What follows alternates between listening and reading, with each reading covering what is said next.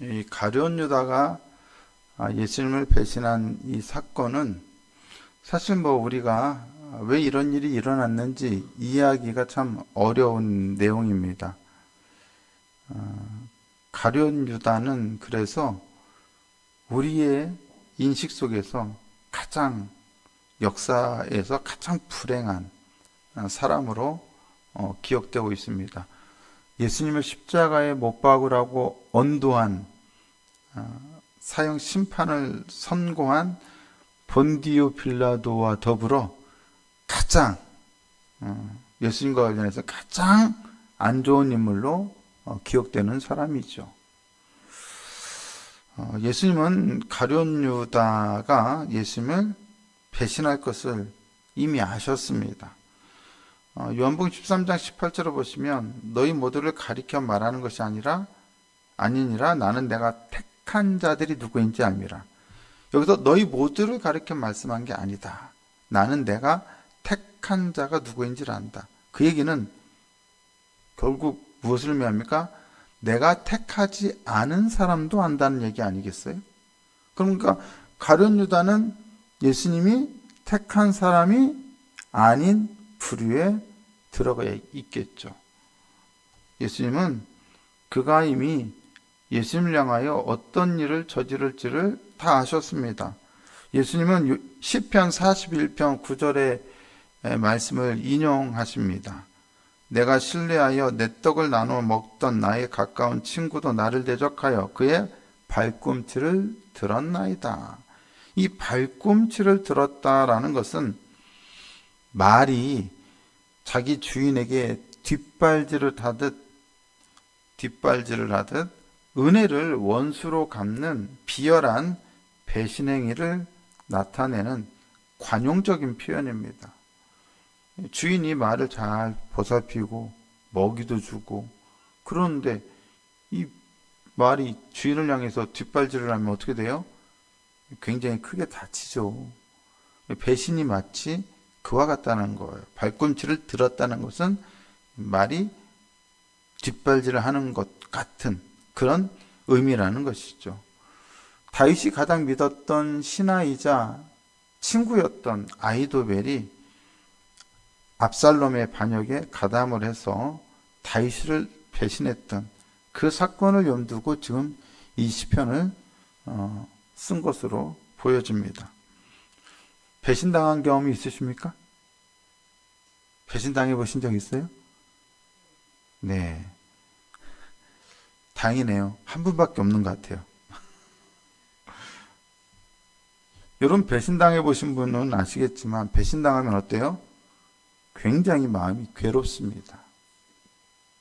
정말 말로 다 표현할 수 없을 정도로 괴롭습니다. 살면서 배신을 안 당해본 사람은 별로 없겠지만 저도 목회하면서 많지는 않지만 몇 번 참 아무리 생각해도 이해할 수 없는 정말 어떻게 갑자기 저런 상황이 벌어지지 하는 이해할 수 없는 그런 일들을 경험했습니다. 배신을 당하면 참 마음이 괴롭습니다. 다윗도 그랬고 예수님도 그랬습니다. 너무 괴로웠죠. 예수님이 21절에 보니까 심령이 괴로워 증언하여 이르시되 이렇게 말씀되어 있죠. 예수님이 심령이 괴롭다는 표현이 그렇게 흔하게 등장하지 않잖아요. 굉장히 괴로우신 거예요. 이 말씀하는 것 자체가 누군가가 나를 배신할 거라는 말을 한다는 것 자체가 이미 괴로운 일이에요. 21절에서 뭐라고 말합니까? 너희 중 하나가 나를 팔리라. 여러분 이 말을 들으니까 제자들이 어떻게 반응을 합니까? 제자들이 22절에 보니까 서로를 보면서 의심하더라 이렇게 돼 있어요. 의심하더라. 여러분 의심하더라가 무슨 뜻일 것 같으세요? 의심하다 무슨 의미일까요? 누가 배신할지 참 궁금하네 그런 뜻일까요? 누구인지 좀 알았으면 좋겠네. 어떤 놈이야? 어떻게 감히 그런 일을 할 수 있어? 도대체 누구야? 누군지 한번 그 면상 좀 보자. 이런 의미가 아니에요. 궁금해했다는 것이 아니라 제자들이 그 말을 듣고 어떻게 해야 할지 몰라서 무척 당황했다는 당했다라는 그런 뜻이에요. 사실은 이 헬라어 뜻은 너무 정신적으로 충격이 커서 일종의 공황 상태에 빠진 상태를 가리키는 말이에요. 막 어찌할 바를 모르는 거, 너무 당황해서. 그만큼 누군가의 배신은 그들이 전혀 생각지도 못했던 어마어마한 충격적인 일이었다는 얘기죠. 배신은 그만큼 예수님뿐만 아니라 제자들 모두에게 엄청나게 뼈아픈 사건이고 또 무엇보다도 굉장히 큰 충격적인 사건이에요. 우리가 그런 말을 가끔 듣지 않습니까? 아이에게 자기 동생이 생기는 것은 어떤 감정이냐면 마치 한 여자에게 남편에게 첩이 생기는 것 같은 그런 감정이라고 하잖아요. 엄청난 배신감. 말로 표현할 수 없는 가슴이 찢어지는 그런 아픔. 제자들 모두에게 이 배신은 그 정도의 큰 상처고 충격적인 일이었어요. 예수님뿐만 아니라 제자들 모두에게. 너무 당황해서 정신적인 공황 상태에 빠지게 되는 것이죠. 누굽니까? 누군가 묻습니다. 그러니까 예수님께서 26절에 떡을 한 조각을 적셔다 주는 자가 그다 이렇게 말해요.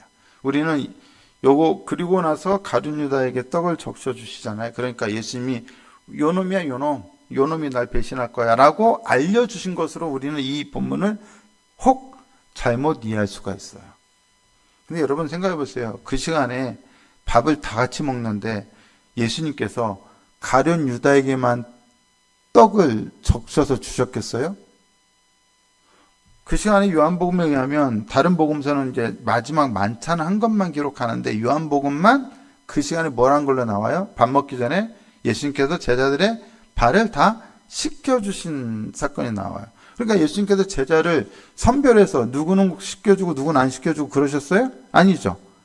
다 씻겨줬어요. 마지막에 베드로도 씻겨줄래 했더니 제 발은 못 씻깁니다 라고까지 했잖아요. 베드로가.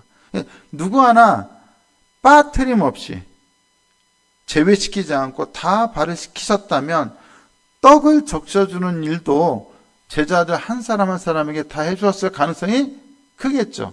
그렇다면 누가 당신을 배신할 겁니까? 누굽니까? 라고 묻는 이야기에 예수님께서 떡을 한 조각을 적셔다 주는 자가 그다라는 얘기는 뭐냐? 내가 사랑하는 그 사람이 나를 배신할 것이다 라는 말이나 다름없어요. 왜 그런가 하면 당시 유대인들의 식사 예절에서 주인이, 여기서 이제 예수님께서 이 식사의 주인이겠죠. 주인 역할을 하셨겠죠. 주인이 떡 한 조각을 적셔서 손님에게 건네는 것은 특별한 호의와 친밀함과 친절을 나타내는 행동이었어요. 그러면 예수님께서 그런 행동을 한 사람에게만 했겠어요? 편애하셨겠어요? 편애하셨겠어요? 제가 그래서 여기도 보고 여기도 보잖아요. 편애하지 않으려고. 편애하셨겠어요? 그럴 리가 없죠. 그러니까 예수님은 그 자리에 있는 모든 사람들에게 떡을 적셔서 다 건네주셨을 거예요. 가룟 유다도 당연히 그 떡을 받았겠죠. 그러니까는 이 떡을 건넨다라는 것을 통해서 예수님은 제자들을, 물론 가룟 유다도 포함해서 얼마나 아끼고 사랑하셨는지를 우리는 알 수가 있는 거예요. 그런데 오늘 본문에서 놀라운 점은 뭐냐? 이 사랑의 떡 한 조각을 받은 직후에, 바로 그 직후에 사탄이 가룟 유다 속에 들어갔다는 거예요.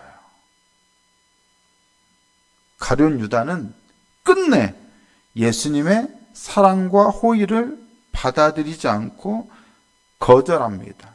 그리고 마음속으로 사탄이 들어왔다는 얘기는 예수님을 배신하기로 결정했다는 거예요. 가장 큰 사랑을 받는 그 순간, 아이러니하게도 가룟 유다는 배신하기로 결심을 합니다.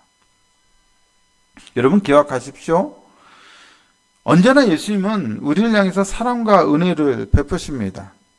그런데 그 사랑과 은혜를 베푸시는 것을 우리가 거절하게 되면 그 순간 우리를 보호하고 있던 영적 울타리는 반드시 걷어지게 되는 거예요. 영적 보호막이 사라지는 거예요. 그렇게 되면 영적 보호막이 사라지면 안전장치가 사라지면 어떻게 되냐? 그때 그 순간 사탄이 마음대로 우리를 무단 점유할 수 있는 상황이 되어버리는 거예요. 아니, 안전장치가 없어요. 보호장치가 없어요. 마음대로 들어갈 수 있죠? 무단 점유할 수 있죠. 영적인 울타리가 완전히 보호의 울타리가 사라진다는 것은 그것을 의미해요. 근데 언제 사라지냐? 우리가 예수님의 사랑과 은혜를 거절할 때. 가룟 유다가 그렇게 떡까지 받고 그곳에서 나갔을 때 다른 제자들은 그가 어떤 공무를 수행하기 위해서 나간 것으로 생각을 했습니다. 가난한 자에게 뭔가를 주려고 하는 건가? 우리에게 뭔가 필요한 것을 살려고 하는 건가? 그 정도로만 생각했어요. 하지만 그것은 예수님을 팔기 위한 것이었어요. 30절 보니까 유다가 그 조각을 받고 곧 나가니 밤이더라 이렇게 나오고 있습니다. 유다는 그 사랑의 떡 조각을 받은 후에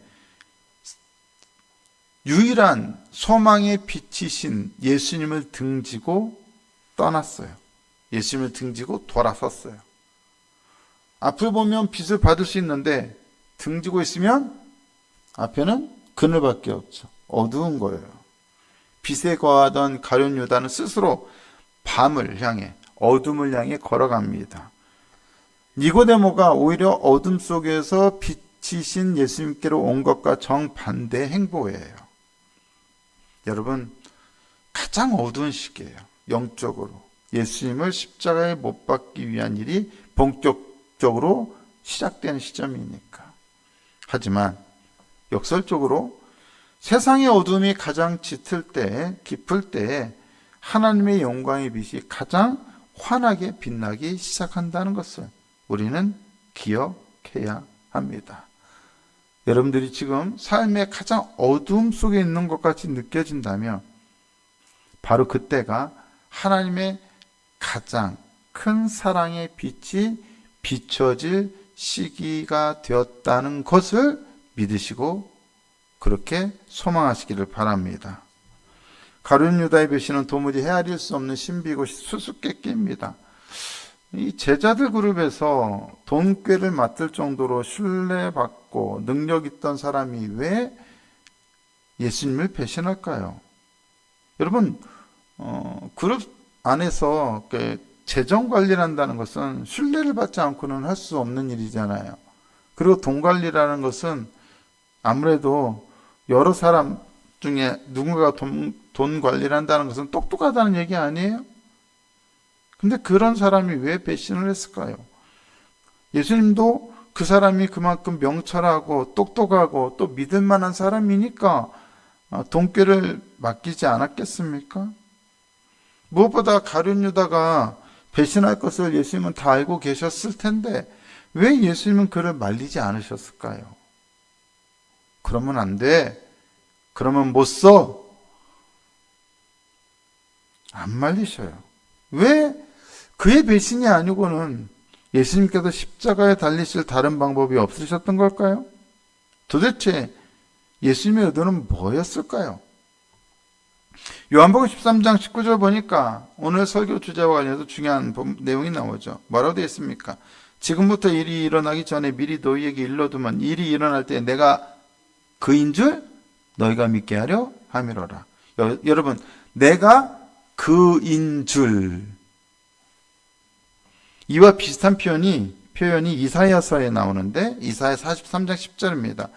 나 여호와가 말하노라. 너희는 나의 증인 나의 종으로 택함을 입었나니 이는 너희가 나를 알고 믿으며 내가 그인 줄 깨닫게 하려 함이라. 나의 전에 지음을 받은 신이 없었느니라. 나의 후에도 없으리라. 여러분, 내가 그인 줄, 이것은 헬라어로 뭐냐면 에고 에이미입니다. 에고 에이미. 따라해 보실까요? 에고 에이미. 에고 에이미. 에고는 나를 가리켜요. 헬라어로 에고는 나 자신이에요. 자아예요.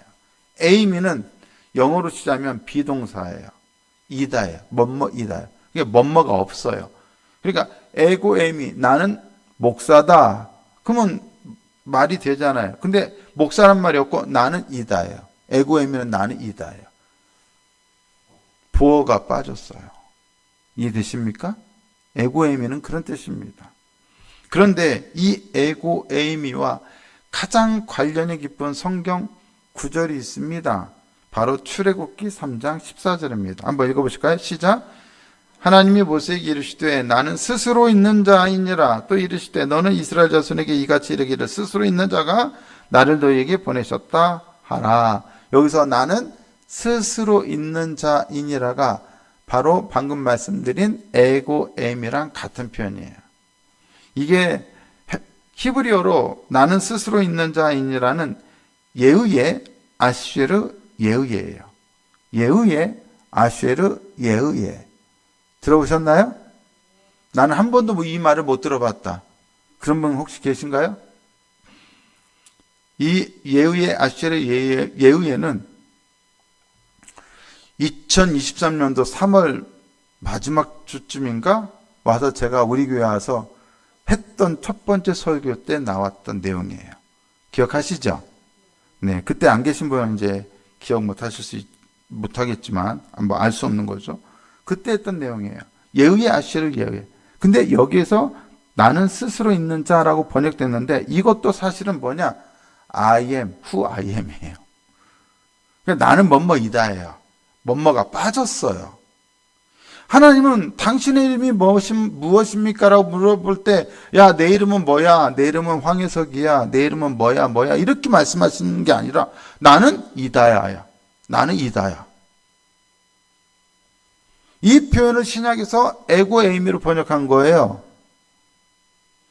예수님께서 자신을 지금 가리켜서 에고 에이미라고 하신 것은 예수님이 출애굽기에서 모세에게 떨기나무 불꽃 가운데서 나타나셔서 예의의 아쉐르 예의라고 하셨던 바로 그 여호와 하나님과 같은 분이라는 엄청난 선언인 것이죠. 누가요? 예수님이요. 그래서 1세기 유대인들에게도 헬라어 에고 에이미는 여호와 하나님을 가리키는 고유한 신적인 호칭으로 강하게 인식되어 있었어요. 요한복음 8장 58절을 보면 예수님께서 이렇게 말씀하셔요. 예수께서 이르시되 진실로 진실로 너희에게 이르노니 아브라함이 나기 전부터 내가 있느니라 하시니, 여기서 내가 있다라고 되어 있는데 이것도 에고에임이에요. 나는 에고에임이다 이거예요. 나는 뭐뭐이다라는 거예요. 그러니까 이 말씀을 하고 나니까 요한복음 8장 59절 바로 그 다음 절에서 어떤 일이 일어나요? 이 말씀을 들은 유대인들이 즉각 돌을 들어서 예수님을 치려고 했다라고 나와요. 왜요? 에고에임이 누구의 이름이에요? 하나님의 이름이에요. 근데 그 하나님의 이름을 누가 사용하고 있어요? 예수님이 사용하고 있어요. 그러니까는 왜 지금 당신은 신성모독을 행하냐? 왜 하나님의 이름을 들먹이냐 하면서 신성모독이 가장 무서운 죄잖아요. 돌로 치려고 했던 것이죠. 왜 예의의 아쉐르 예의의 에고에임이라고 하느냐? 그러니까 에고에임이는 당시 유대인들이라면 다 그게 하나님의 이름이라는 걸 너무도 잘 알고 있었다는 얘기예요. 요한복음에는 이 에고에임이가 의도적으로 많이 사용된 곳이 많아요. 왜 그러냐? 에고에임이는 하나님의 이름이라고 했죠? 그러니까 예수님이 그 이름을 사용했다는 것은 요한복음 자체가 아예 1장 1절에서 예수님이 어떤 분인지를 아예 선언하고 시작하기 때문에 그것을 명확하게 드러내기 위함일 겁니다. 요한복음 1장 1절에 뭐라고 되어 있어요? 태초에 말씀이 계시니라. 이 말씀이 하나님과 함께 계셨으니 이 말씀은 곧 하나님이시니라. 이 말씀이 에고에임이잖아요. 예수님이잖아요. 에고에임이. 예수님은 요한복음 곳곳에서 당신의 분명한 정체를 드러내고 계십니다. 이 에고에미를 몇 번 사용하냐? 나는 뭐뭐이다라는 표현으로 자기를 드러내는 표현을 몇 번 사용하느냐? 7번 사용해요. 대표적으로 나는 생명의 떡이다. 나는 세상의 빛이다. 나는 양의 문이다. 나는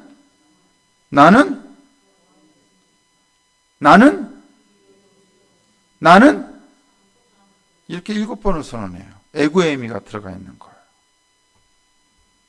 결론적으로 예수님께서 요한복음 13장 19절에서 배신을 예언하시면서 내가 그인 줄 믿게 하려 함이라 하신 것은 시내산 떨기나무 불꽃 가운데서 모세를 부르시고 이스라엘을 구원하셨던 그 언약의 하나님, 그 구원의 하나님, 그 출애굽의 하나님 여호와가 바로 십자가를 향해 걸어가고 있는 당신 자신이라는 놀랍고도 장엄한 자기의 선언이자 자기 계시인 거예요.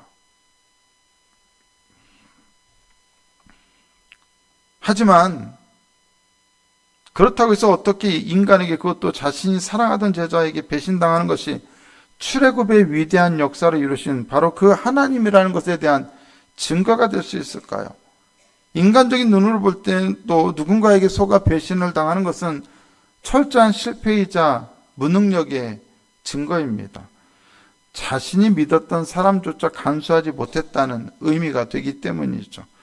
그렇다면 예수님께서 겪으신 배신, 그것도 미리 알면서도 그러한 일을 당하신 것이 그분이 전능하신 하나님이심을 나타내는 것이라고 말할 수 있는 이유는 과연 무엇일까요? 첫째는 무지가 아닌 전지성입니다. 인간은 몰라서 속고 배신당합니다. 하지만 예수님은 유다의 배신을 다 아시면서도 당하셨습니다. 요한복음은 거듭해서 예수님이 사람의 마음속을 꿰뚫어 보시는 신적인 전지성을 가지고 계셨음을 강조합니다. 요한복음 2장 25절에 보니까 또 사람에 대하여 누구의 증언도 받으실 필요가 없었으니 이는 그가 친히 사람의 속에 있는 것을 아셨음이니라. 그러면 유다의 속에 있는 것은 모르셨을까요? 예수님은 가룟 유다의 마음에 사탄이 들어간 것과 그가 자신을 팔아넘길 것을 정확히 아셨고 이를 시편 41편 9절의 성취로 선포하셨습니다. 속아서 당하신 것이 아니라 모든 것을 아시는 창조주께서 구원을 위해서 기꺼이 그 길을 가신 것입니다. 두 번째는 무기력한 희생자가 아닌 주권적 통치자입니다. 사람들은 예수님께서 결국 배신당하셨기 때문에 십자가에 달리신 것이라고 생각합니다. 하지만 예수님은 배신당해서 십자가에 달리신 것이 아닙니다. 요한복음 10장 18절을 보시면 이를 내게서 빼앗는 자가 있는 것이 아니라 내가 스스로 버리노라.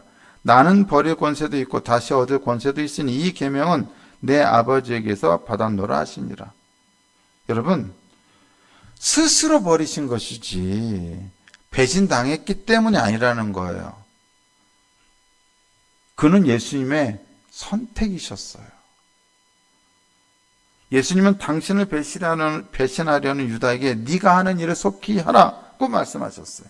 이 장면은 이 배신자가 상황을 주도하는 것이 아니라 배신당하시는 예수님께서 스스로 십자가의 때를 주관하시고 배신자조차 그분의 통제 아래에 두고 계심을 보여주는 것입니다. 예수님은 배신당하신 분이긴 하지만 그럼에도 불구하고 그분은 희생자가 아니라 뭐라? 주권적인 통치자이시다. 세 번째는 끝까지 포기하지 않으시는 신적인 사랑을 보여주셨습니다. 하나님 되심은 그분의 신적인 사랑에서 가장 선명하게 드러납니다. 이 사랑을 우리는 아가페라고 하죠. 예수님은 당신을 팔아넘길 것을 아시면서도 다른 제자들에게 하신 것과 똑같이 가룟 유다의 발도 씻겨주셨습니다. 또한 그에게 떡 한 조각을 사랑의 표현으로 주셨습니다.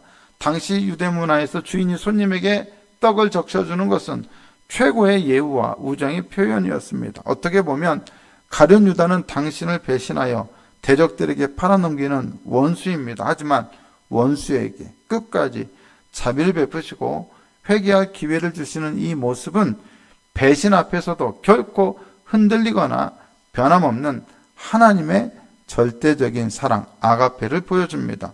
요한복음 13장 1절에 뭐라고 되어 있습니까? 같이 한번 읽어보실까요? 시작. 유월절 전에 예수께서 자기가 세상을 떠나 아버지께로 돌아가실 때가 이른 줄 아시고 세상에 있는 자기 사람들을 사랑하시되 끝까지 사랑하시니라. 누구까지요? 심지어 배신자 가룟 유다까지요. 사랑하지 않으신 것이 아니라 사랑하셨어요. 하지만 가룟 유다가 그것을 거절한 거죠. 인간의 사랑은 배신 앞에서 분노와 복수로 변하지만 신적인 사랑은 배신자를 위해 자신을 내어주는 십자가로 향하게 됩니다. 네 번째는 악을 선으로 바꾸시는 구속적 경륜을 볼 수가 있습니다. 하나님은 우리 죄인들의 가장 사악한 죄악, 하나님의 아들이신 그분을 배신하고 죽이는 그 사악한 죄악을 이용하셔서 인류 역사상 가장 위대한 선, 즉 십자가를 통해 온 인류를 구원하시는 그 선을 이루십니다. 유다의 배신은 사탄의 승리처럼 보이지만 실상은 예수님이 영광을 받으시고, 즉 에고 에이미가 온전히 계시되고 사탄의 머리가 깨지는 십자가 사건을 촉발하는 도구로 사용됩니다. 골로새서 2장 14절과 15절을 보시면 이렇게 되어 있습니다. 한번 읽어보실까요? 시작. 우리를 거스르고 불리하게 하는 법조문으로 쓴 증서를 지우시고 제하여 버리사 십자가에 못 박으시고 통치자들과 권세들을 무력화하여 드러내어 구경거리로 삼으시고 십자가로 그들을 이기셨느니라. 배신당해서 속고 실패하고 패배자인 것처럼 보였는데 실상은 배신당한 것을 통해서 예수님은 어떻게 하셨다? 이기신 거예요. 우리를 구원하신 거예요. 예수님은 악마저, 죄마저도 완전히 굴복시키십니다. 이것이 바로 그분이 에고에미, 즉 하나님이심을 드러내는 증거가 되는 것이죠. 배신을 당하는 사건 자체가 예수님의 신성을 증명하는 것은 아닙니다. 그 참담한 배신을 미리 아시고 주도적으로 허락하시며 끝까지 원수를 사랑하시고 결국 그것을 통해 온 인류를 살리시는 구원의 역사로 바꾸어내신 그 예수님의 능력, 그 예수님의 모습이 바로 그분이 참 하나님이심을 증명해 준다고 할 수가 있습니다. 결론입니다. 세상을 살다 보면 깊은 상처를 받거나 도무지 이해할 수 없는 아픈 일을 마주할 때가 있습니다. 그때 우리 마음은 이 본문에 나오는 제자들처럼 무척 괴롭고 당황스럽고 어떻게 해야 할지 몰라 정신적인 공황 상태에 빠지기도 합니다. 하지만 오늘 가룟 유다의 배신을 대하시는 예수님의 모습을 통해 우리는 삶의 아픔을 어떻게 해석하고 이겨내야 하는지 분명한 그 은혜의 해답을 얻을 수 있어야 하겠습니다. 이 본문에는 지금까지 살펴봤듯이 위대한, 놀랍고도 위대한 역설이 숨겨져 있습니다. 사랑하는 제자에게 고통스러운 배신을 당하시는 분이 과거 출애굽의 위대한 구원의 역사, 전무후무한 위대한 능력의 역사를 이루신 그 하나님이라는 역설입니다. 그렇다면 그것은 무엇을 의미하죠?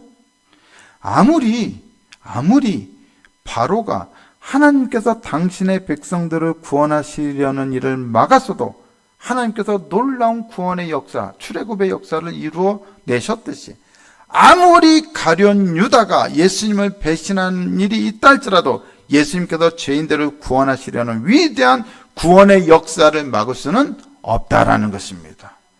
여러분의 상처와 여러분의 아픔과 여러분의 괴로움과 여러분의 고난이 하나님의 구원의 역사를 막고 있는 것처럼 보인다 할지라도, 아무리 그것이 대단하다 할지라도 위대한 출애굽의 구원의 역사를 하나님께서 이루어내셨듯이 바로가 그것을 막을 수 없었듯이 사탄도 그것을 막을 수 없었듯이 하나님의 구원의 역사를 막지 못하고 우리를 위한 하나님의 놀라운 구원의 역사는 반드시 일어날 수밖에 없다는 것입니다.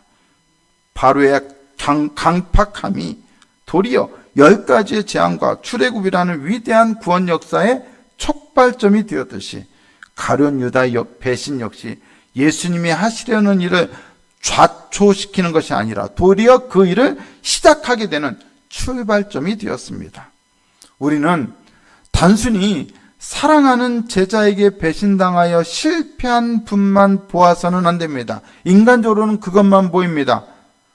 인간적으로는 그것은 분명 실패입니다. 하지만 하나님의 구원사의 관점에서 볼 때 그것은 오히려 승리의 시작입니다.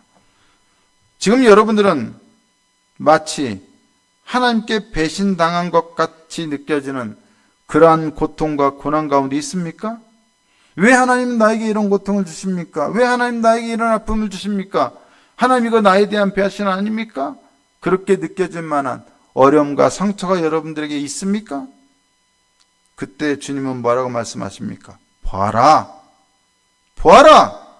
내가 그인 줄 믿게 하려 함이라 말씀하십니다. 내가 바로 그 놀랍고 위대한 출애굽의 역사를, 구원의 역사를 이룬 바로 그다.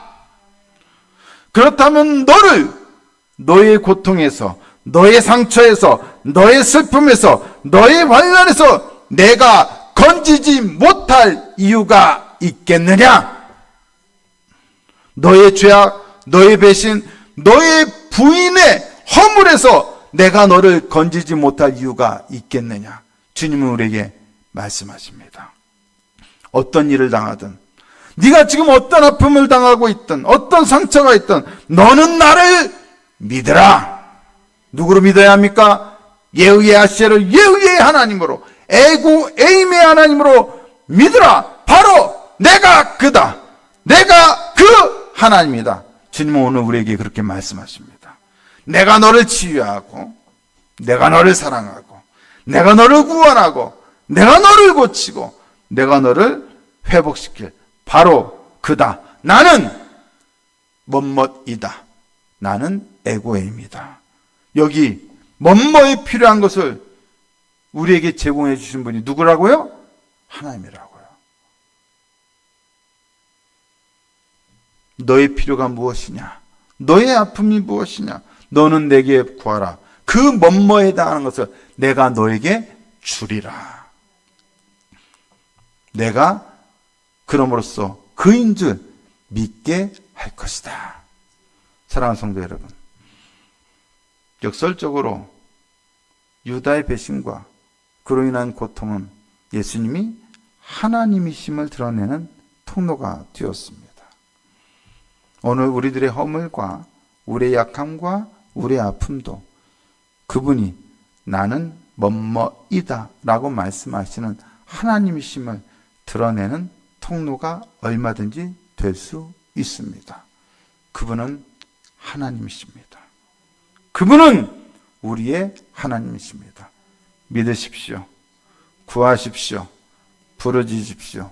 나는 너의 어떤 하나님이 될 것이냐는 우리가 구하는 것에 달려 있습니다.